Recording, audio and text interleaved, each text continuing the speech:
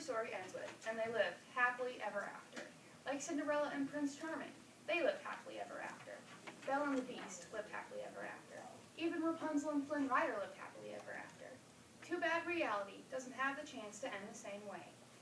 Every time you throw away a plastic bottle, you throw away part of your life. The oceans and rivers are being damaged due to our carelessness. If we don't change, the oceans and seas will change on us. They will turn into a soup of plastic instead of a sea of rainbow fish or a bright coral. Let's take the time to learn how recycling ties into the ocean by first learning the purpose of recycling, solutions to the plastic-filled oceans, what life will be like if the solutions are in place, and finally, how we can all help save the one thing we have in common, the Earth, our home. There's a lot we don't know about the oceans because we don't experience them every day like some people do. Plastic and garbage are on most beaches, and most people know this.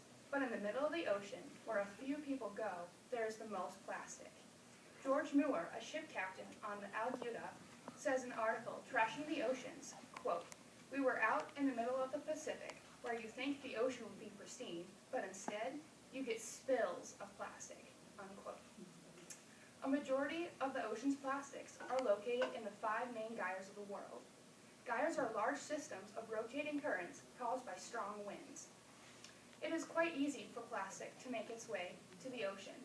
For example, in Lake Itasca, it takes a single bottle 90 days to make it down the Mississippi River and go into the Atlantic Ocean. Plastic can make its way into the ocean because of our irresponsibility.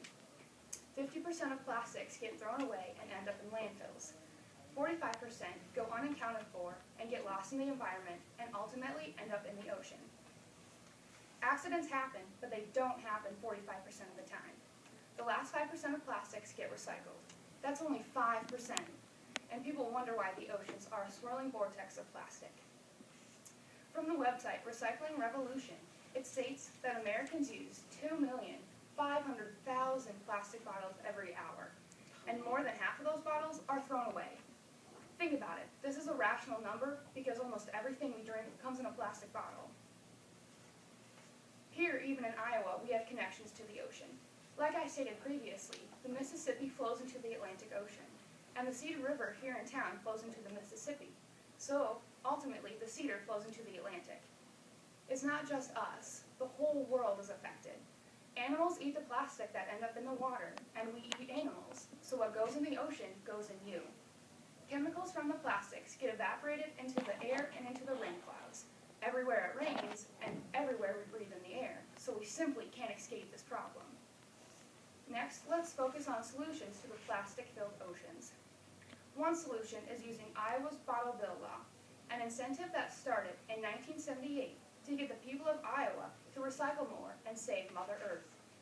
The Iowa Bottle Bill Law states that every time somebody recycles plastic or glassware, they will receive 5 cents per item. Because of this bill, the state has an 86% recycling rate, and that means 82,352 tons of plastic and glassware are recycled each year. That's enough to fill 784 boxcars stretching more than 68,000 feet long. Now, if only every state could have those numbers. Using the Bottle Bill Law is a great incentive, but it's a little hard because you have to go to businesses that provide these machines provided by the Iowa Bottle Bill Law. Easier solutions are recycling in the convenience of your own home, or even at school. You finish that Propel from lunch, instead of throwing it in the garbage can, throw it in the recycling container which is right next to it. No additional effort is needed. Another way to save the ocean from being a plastic soup is by buying items using less plastic packaging. You can do this by going to the store and buying things in bulk and not individually wrapped in plastic. If these solutions are put into practice, then results will soon show. The positive results that will come from these, it will help save natural resources. It will obviously conserve landfill space, and it creates jobs. But mostly, it will help save the wildlife, and specifically the wildlife in the ocean. The crew on the boat, the Alguda, which was discussed before, has been doing some research on how plastic affect marine animals. But the crew on the Alguda aren't the only ones doing research.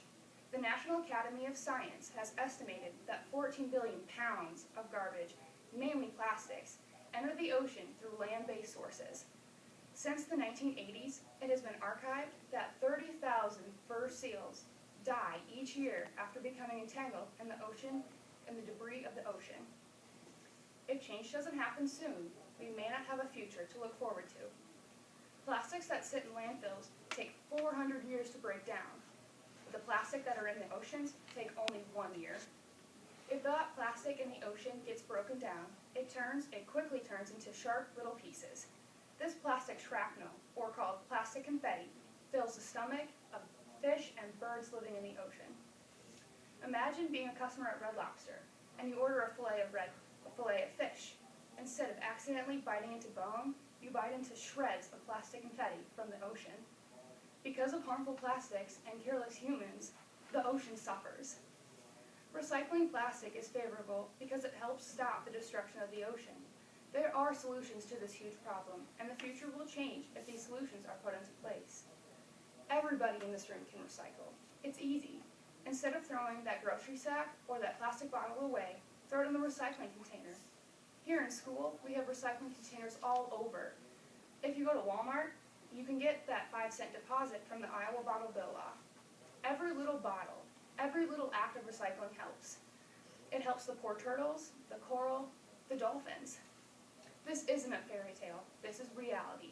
And this reality may not have a happy ending, because all the king's horses and all the king's men will never be able to pick up all the plastic and put the ocean back together again. Very nice.